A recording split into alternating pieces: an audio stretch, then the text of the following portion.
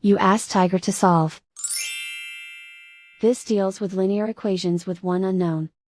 The final result is c equals -3. Let's solve it step by step. Simplify the expression. Expand the parentheses.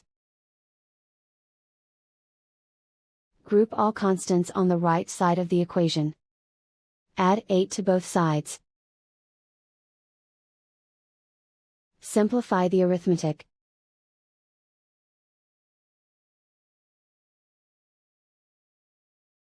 Isolate the c. Divide both sides by -9.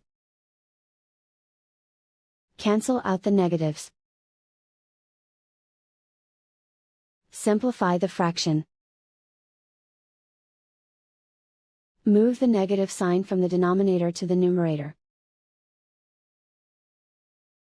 Find the greatest common factor of the numerator and denominator.